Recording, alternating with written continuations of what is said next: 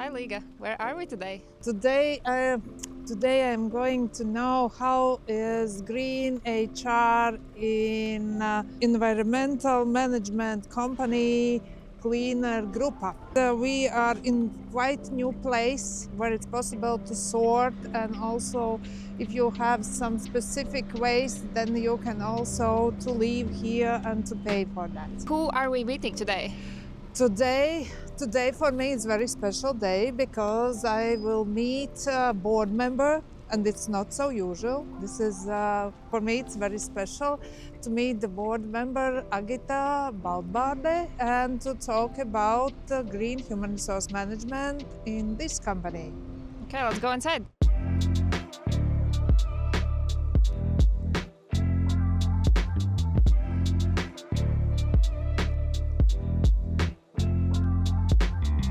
Hello, Agita. Oh my Nice God, to Liga. meet you. You are blooming and coming with the spring. Thank you. Thank you. It's great pleasure to be here. First time, and I'm happy to be here. Welcome to CleanR Grupa. Yes. Let's go upstairs. Let's go.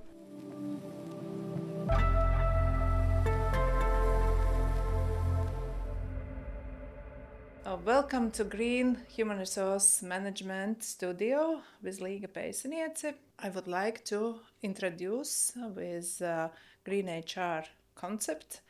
And this studio is to support the companies to reimagine HR through the lens of sustainability. And today I am really happy to be here in CleanR Grupa and to meet with board member, with Agita Baltbārde, to talk how the sustainability is important is your company, and to talk about what is the role of HR in your company. And nice to see you, Agita. Hello, Liga. Hello, everyone. And thank you for having me here.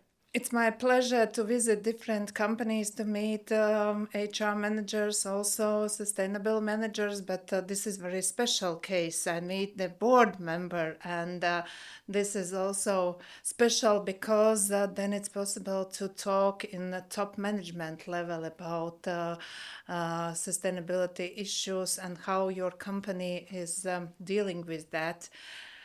First, I would like to ask about how you become a board member.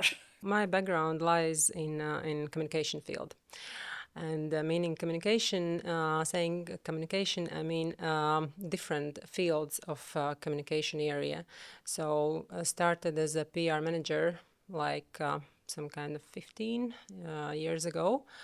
And also like time by time, year by year, I extended this PR field I am working in with different kind of disciplines surrounding communication, meaning I think it was year 2010 when sustainability concept idea of it, term of it, was introduced in Latvia, and I was one of the first activists that joined this community and we started educate ourselves. We started to bring this knowledge and know-how to our companies that we were working on.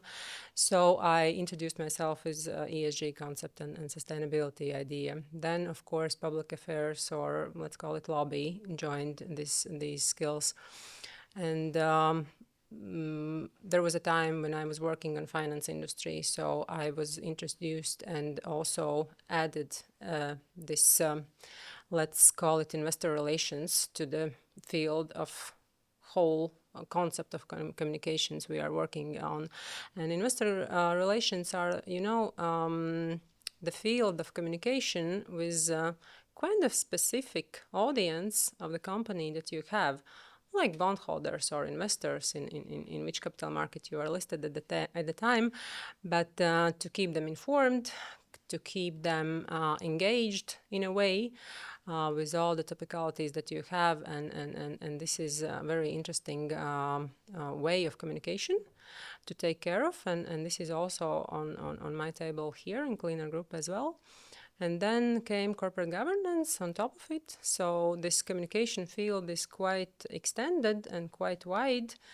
And I think all this kind of made me eligible to sit on the board as well. But at the time when I joined CleanR Grupa, I think this main driver for me was the leadership on sustainability.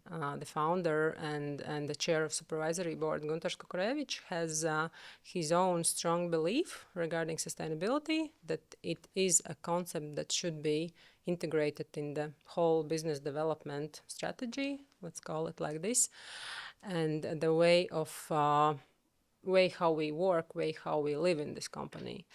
And of course, it was kind of easy to join this belief, because you don't have to, you can pass this management by in this stage, and you have like a green light to work very extensively with these topics in the company. So in short, that's my way.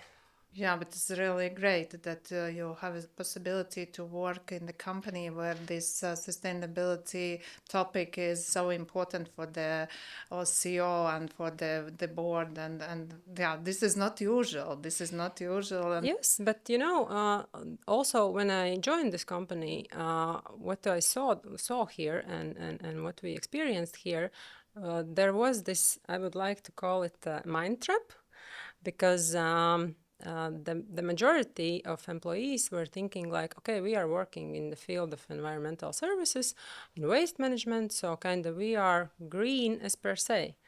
And it's not like this, right? What I do believe, and what I think I will mention a lot of times in this discussion, that ESG and sustainability, it's all about the balance. So you cannot focus on one thing, like on environment, and kind of don't take care of all of the rest. So you have to keep the healthy balance between all those three areas: environmental, society, and governance. So only then you can say, yes, we are, let's say, green or sustainable, right? And we shifted. What we did all those recent years, we kind of made this shift in our own mindset. So what we are doing, why we are doing this, and achieving what exactly, we can call ourselves sustainable. So yes, this is a journey. This mindset change doesn't happen overnight. So this is a very interesting journey. could you tell a little bit more about CleanR Grupa? What it is, what you are doing? So we are a leading environmental services group, and saying this, we have two business lines. One and oldest and the biggest is waste management. So we do manage waste, starting from household waste till the industrial and construction and demolition waste. So we do provide all the cycle in this field, from collecting the waste to sorting the waste till recycling the waste, and also landfilling the waste when waste is really a waste. So this is the hugest part of all of it. And by the way, we have something interesting here. You have noticed it, right? I have a question for you, Liga. Do you know what it is? It looks like some medicine. You can touch it. Oh, yeah, it looks like some medicine. Like pills, right? Yes. But it's not pills, yeah.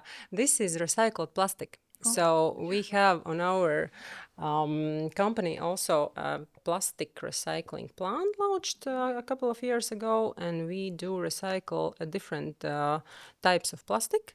And this is a result, what we get out of it, like in different colors and different shapes, plastic pellets, as we call it. And right now, this is an export product. We do export this to several producers in Europe and the broader field. So this is also kind of way how we do our input in the whole, let's call it circularity area, right? So recycling is very important way how we contribute to the national goals of Latvia. How can we reach our environmental goals?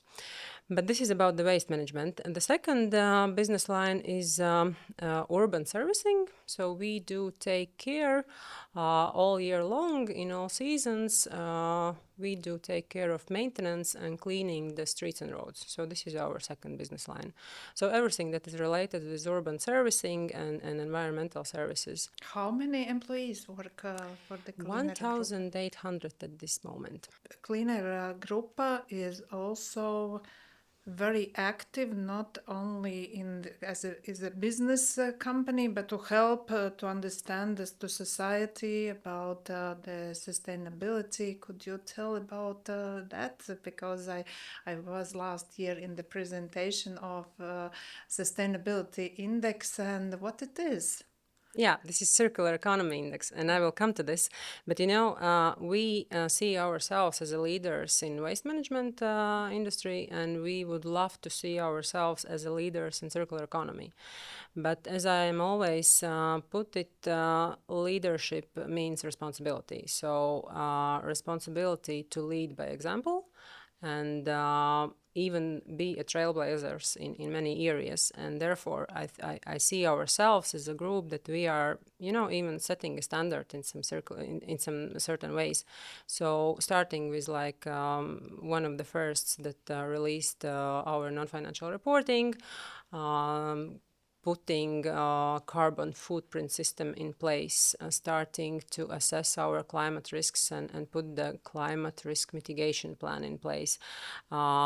This year we already started taxonomy aligned reporting, meaning taxonomy means like how green, if I can say so, we are in our financial decisions, meaning our financial capital investment, how green, how sustainable they are. So this also kind of signals regarding our level of sustainability or the way we are thinking in financial meaning. But in a way, I think this sustainability and circularity is kind of easy for us, if I can say so, because this is already like built in our DNA. What do I mean with that? Right now, like more than a half of waste that we receive in our plants and sorting lines, we do return to the economy, meaning that we are not disposing this to landfilling places. We are sorting that, we are recycling that, and we are giving like a second life to this waste, which not a waste anymore, but which is already a resource. Waste should not be wasted. The second, taking care of our carbon footprint and all this ecological footprint, we are, of course, taking care of our car fleet, because this is huge. And right now, I'm really proud to say that 70% already of our car fleet is low emissions, and I think it was 42, something around this, of our passenger car fleet is completely electrical. So this is a way how do we care about this. Also, interesting story is about the infrastructure. So we do provide infrastructure for people, for society to collect the waste and to sort the waste. And one, I would say, even innovative solution we started to introduce in capital city Riga last year was underground sorting containers.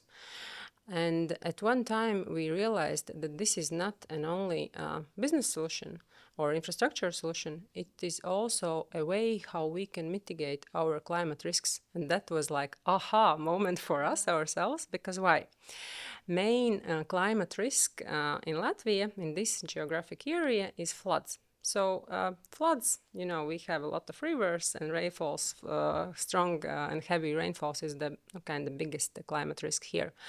And these underground waste containers, they are like a very huge bin under the ground, meaning, first of all, we can plan and schedule our logistics, not to go to empty them like daily or weekly, but we can do it on more rarely schedule. So again, carbon footprint here comes in place. And the second, this allows us to mitigate this main climate risk, floods, because what is underground, probability to be affected by the flood is minimized. Let's put it like this.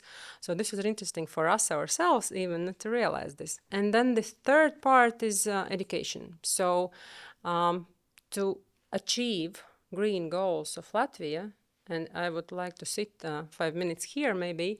So European Green Deal and then Latvia Green Goal regarding waste management is in next 10 years till 2035 to reduce the amount of waste which we are landfilling till 10%. Right now we are landfilling in Latvia around a half of it, maybe a bit less than a half, but not still a half.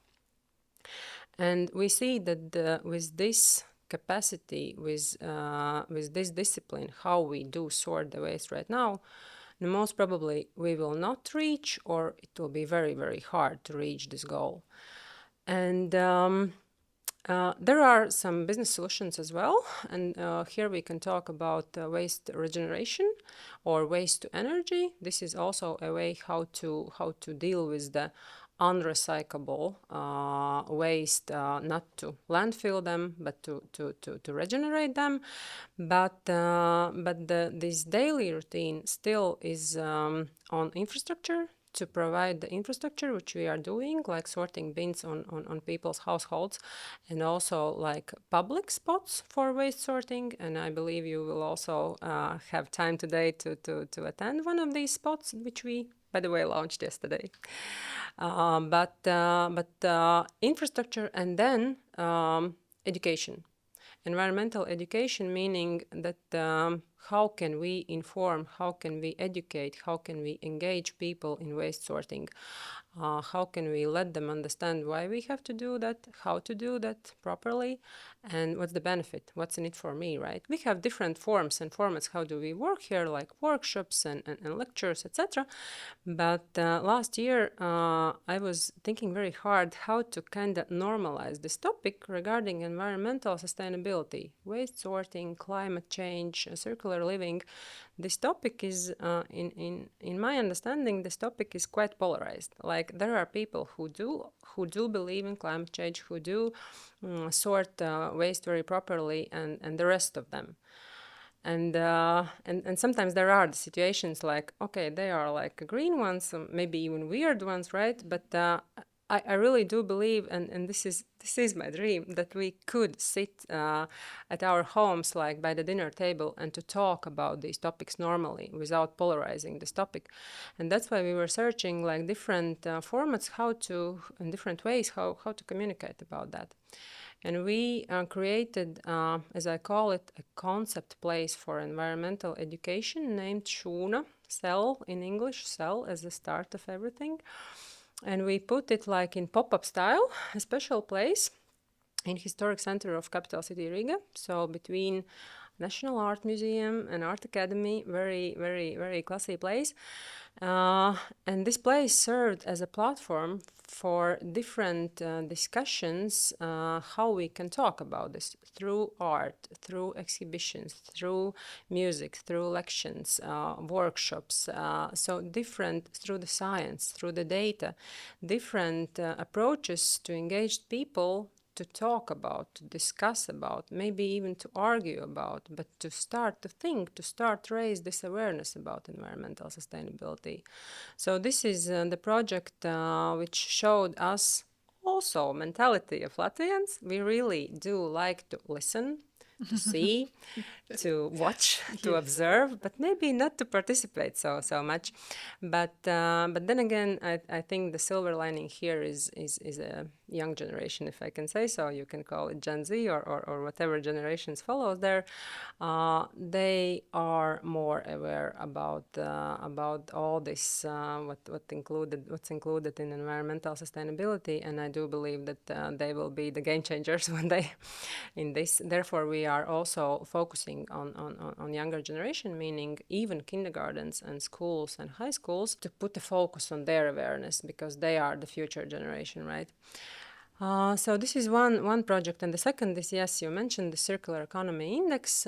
So we were thinking like how to engage wider society into spreading the word regarding circularity, but also engaging in the circularity way of living and working. And therefore we started with, we also did explore like international experience, how do different countries deal with this shift from linear to circular economy.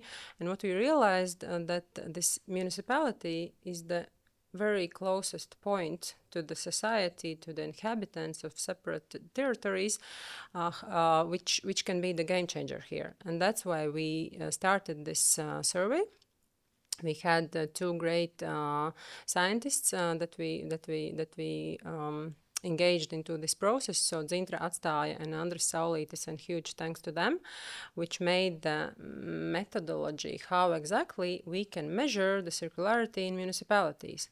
And so the survey was in two parts. Municipalities made this self-assessment, how exactly we do the things, and the inhabitants of each municipality also kind of evaluated what my municipality is doing or not doing.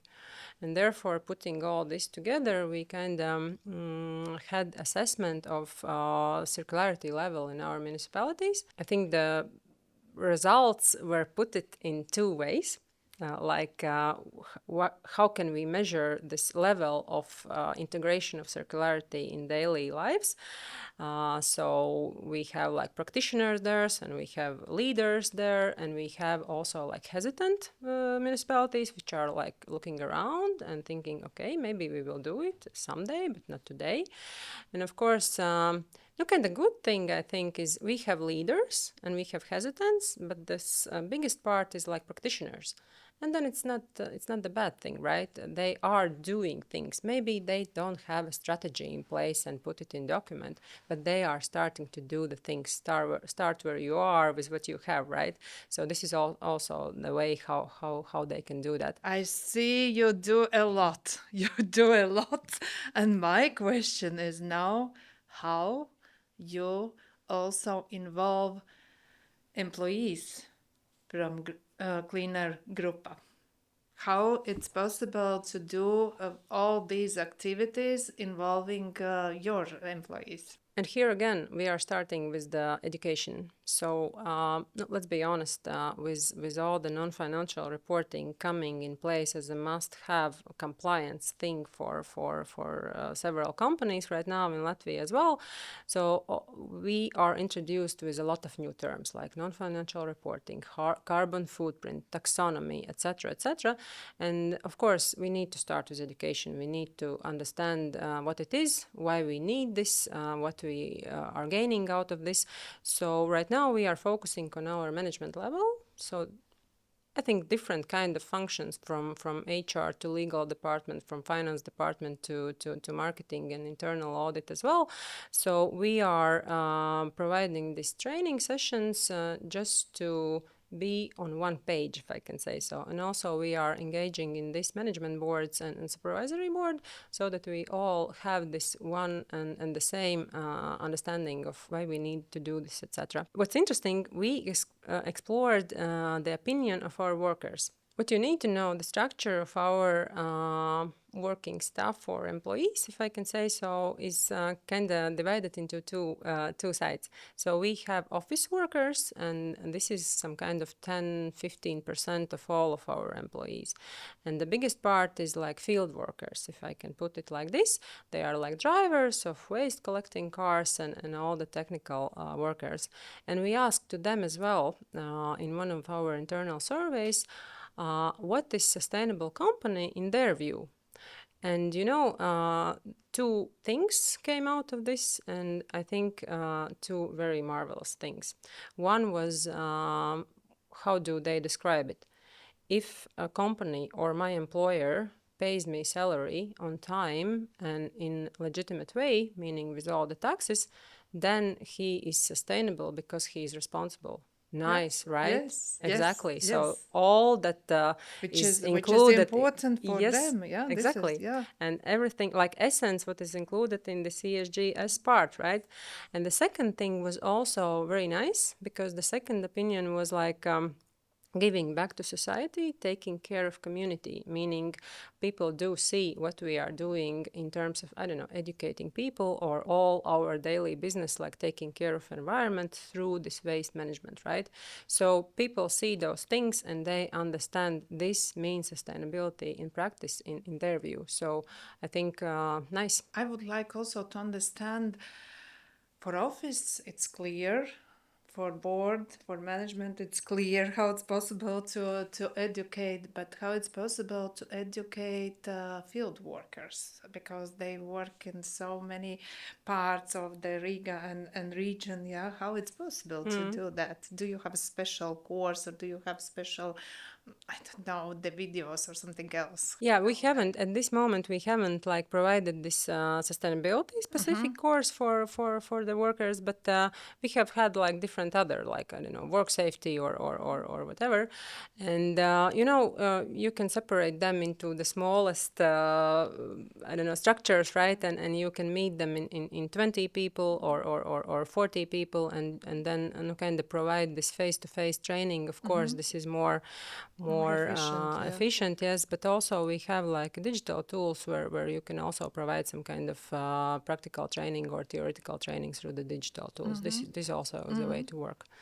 But you mentioned also several innovations and also new approaches how you talk with society. Do you have a special requirement for your PR people or for your HR managers, people that when they come to start to work in the company, they need also to be the persons who come with new ideas and who are also inspired by doing something different.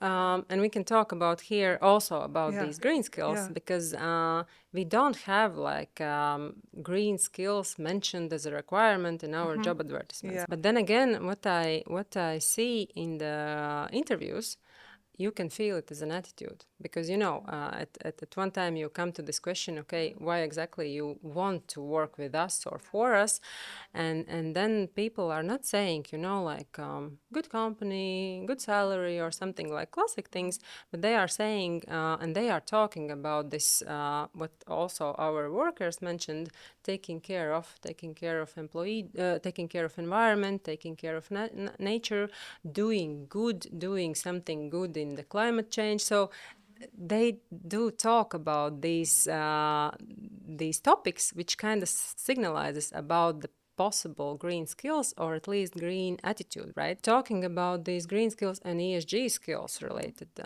people, I think with all this non-financial reporting right now stepping into the place like compliance thing,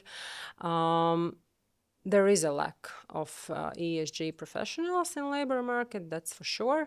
But at the same time, I think they are growing right now inside the companies, right? By learning, by doing, they are educating themselves, getting introduced themselves with all those terms and requirements coming out of regulation. So they are growing inside the companies. And maybe that's not the worst thing, right?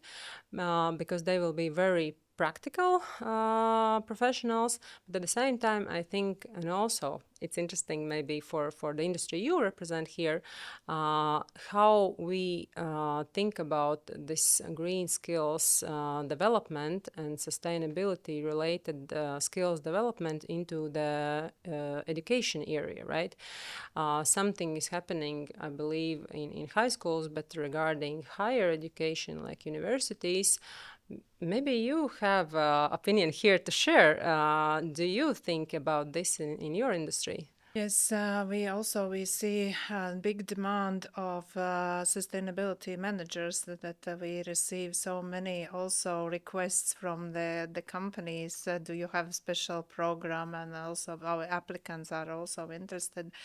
And now we are preparing such a program together with the partners, and this will be international joint master program, sustainability management and data analytics. And this is in our school, BA School of Business and Finance in Latvia.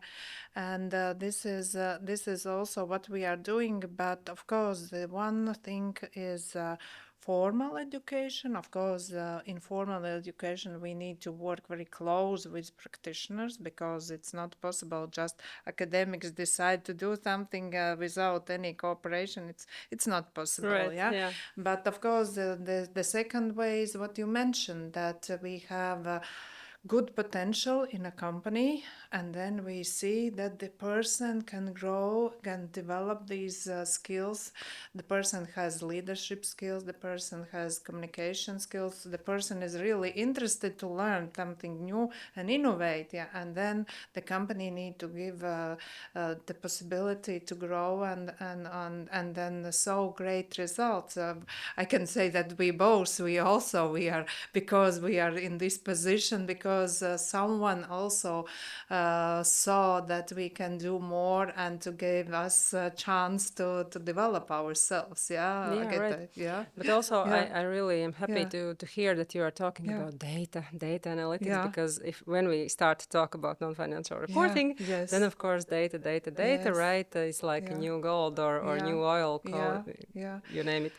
How it's possible also to inform employees about this non-financial report? For example, you develop that, and what is your approach? How you inform your employees about your achievements? So, talking about non-financial reporting, we started it early. And for us, it's not the compliance thing, because to be compliant, we could start non-financial reporting in year 2026, so next year. Yeah. But we started it already 3 years ago because we are looking on the non-financial reporting system as a way of communicating with our stakeholders.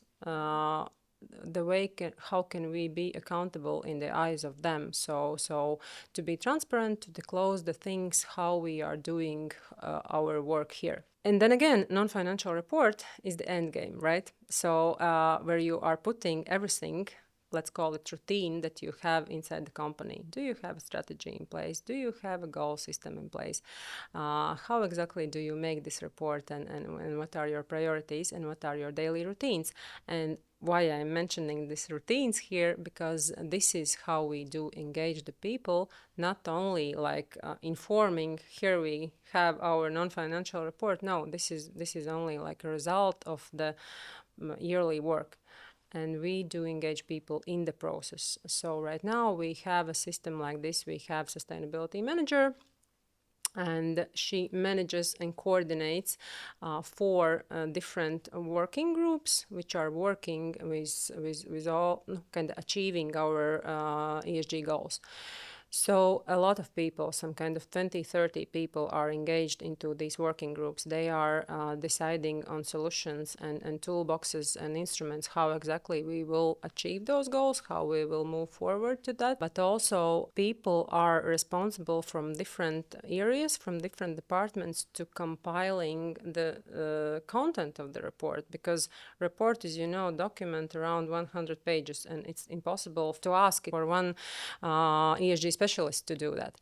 And that's why we have divided our responsibilities, who is responsible for what, and here comes responsibility from HR function as well. So HR department compiles all this content, what exactly we have been doing all this year, what are results, what was our goals, so what instruments and solutions we are doing on daily routine to achieve those goals. So it's not like we are only informing about the results, so we are engaging in all this process, and that is also the way how we raise awareness of what we are doing, why we are doing this, through this engagement. Yeah, this is very important also to involve, and then its understanding is more clear why Exactly. why it is. Yeah. Yes. Do you see also some challenges? My field is green human resource management, and this is HR, which is also support to achieving environmental sustainability goals. Do you see some problems, some issues to solve in the future?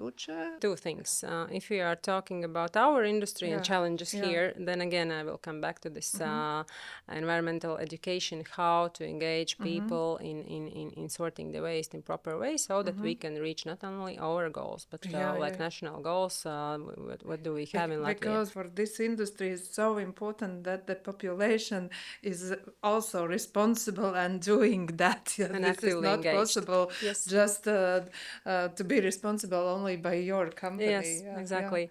But on the other way, if we are looking on broader level, then of course right now we are living in interesting times, and there is a one part in global scene that is kind of ignoring climate change and saying climate change is not happening. It's not here. We are living as we are living, and everything is fine.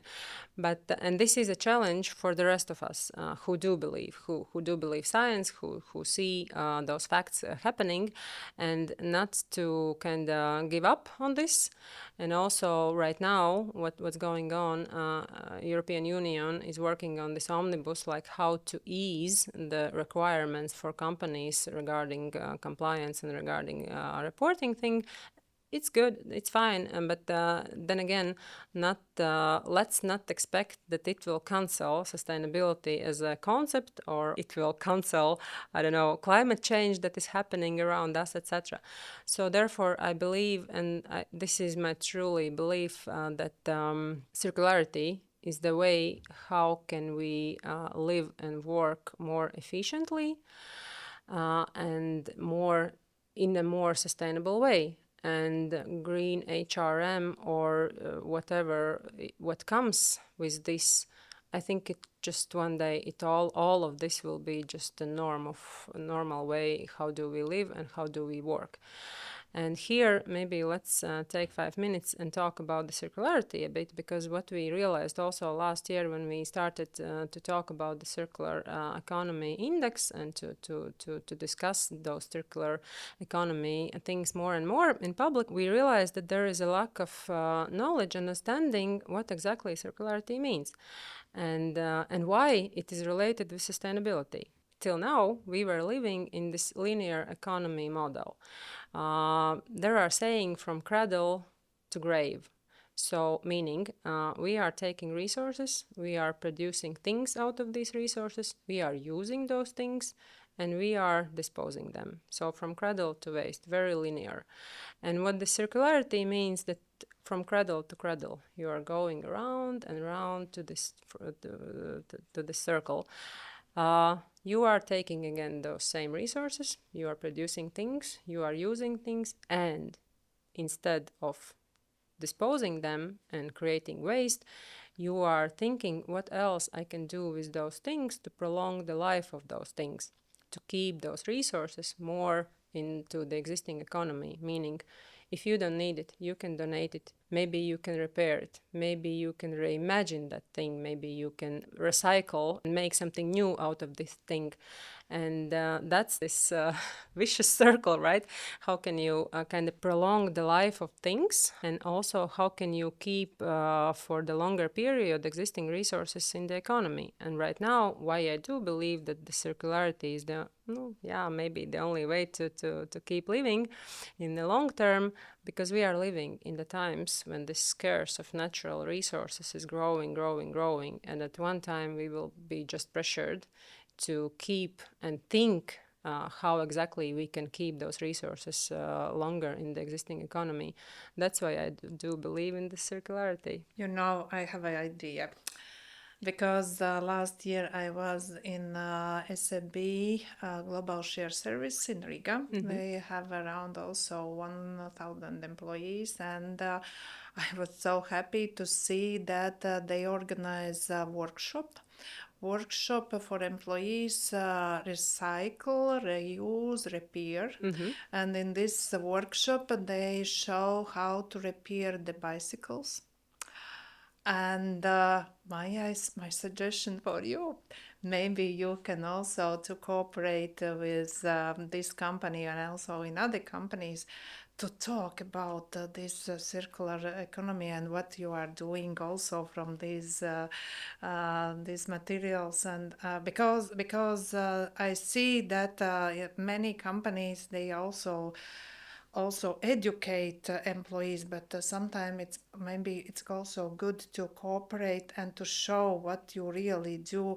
It's really great that you educate in different ways, but this maybe could be also a good idea. Yeah, and we are already doing this Yes, because, yeah. when I mentioned this environmental education, we Yeah. have these workshops and lectures, Yeah. and we are right now seeing like a very growing demand, not only from schools, which Yeah. were like yesterday, schools are calling and please come and teach our pupil, but also like companies are getting more and more active. Can you Great. please come and show us? Because, right now, as I love to say, this waste sorting is kind of very intimate thing that we are doing because we are sorting waste at our home, at our household. But then again, in public spaces, like in theaters, cinemas, I don't know, shopping malls, or airports, or train stations, or whatever, it's not like very, very active, this waste sorting, right? What we are doing here in our office, if we are coming back to this employee engagement, we also do those things that we are teaching to others. So walk the talk, right? We are sorting waste in all our premises, in all our offices, even bio-waste. Office is the place where you can start this, let's call it ideology, and bring it to your home if you are not doing this at your household. That's why we are going to the offices with these lectures and workshops. Offices and companies are asking and inviting us. We are doing that. I know that you are also European Climate Pact ambassador. Yes. Could you tell about that in Latvia? Yeah, Yeah. you're ambassador in Latvia. Could you tell about that? What it is? Yes, this is, let's say, voluntary movement created by European Commission. This is community where climate, environmental, sustainability related, publicly active people, activists are joining for a year. You have this title for a year, voluntary title, and you can kind of spread the word and keep spreading the word about the topics you are active and you are doing anyway in your daily routine. But also from this community, the most benefit is that you can kind of share ideas, you can share your know-how and share the best practices you can learn from each other. And when I'm talking that we have some challenges in how to engage society in waste sorting, this is also the community where we can share ideas, where we can brainstorm, maybe we can exchange the best practices from one country to another, because I believe that Latvia is not unique, right in this challenge. So this is a very interesting community, and I am happy to join it. It's so great because you can share what you are really doing here, and it's so great. Thank you so much for this talk, and for me it was so great to see. I couldn't believe because before I couldn't believe that you do so much, but I see that all these activities. This is also a good example for your employees, because my topic is green human resource management, and then I thought what is really inspire your employees, and I see that all these activities what you are doing, this is really inspired. This is not just the company just working, just achieve business goals, but I see that you achieve you balance, you can achieve all these 4 goals, not just 3 goals. Yeah, business goals, environmental goals, social goals, and governance. Yeah. Yeah, and I think, again, key to success here is like leadership is responsibility, right? And walk the talk. If you are not only writing nice sentences in your website or a non-financial report, but really doing things and your employees are engaged into doing those things, then we have this balance, as you said. Yeah. Yeah. Thank you so much. Thank you.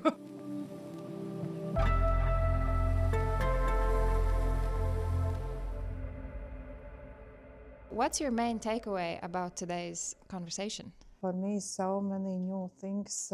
It's difficult to say the main takeaways, but of course, I would like to mention 3 of them. The first one is that involving employees by example, that the company leaders and the team has great example which how they also to take care about sustainability. This is their lifestyle, yeah. And this is one thing, example. Then the second thing is the company educates society, and this is very important for employees to understand that the company involve citizens also in sorting of waste, and this is very important for the company, and then the employees also feel responsible for that, and this is also different from other companies. And the third one is that green skills are not requested in recruitment process, but it's possible to see in a recruitment process. It's possible to feel how the applicants see the environmental issues, how they are really interested to solve these issues, and I think it's also a great example which could be useful for other companies. 3 main takeaways. Okay, see you in the next episode. See you next time.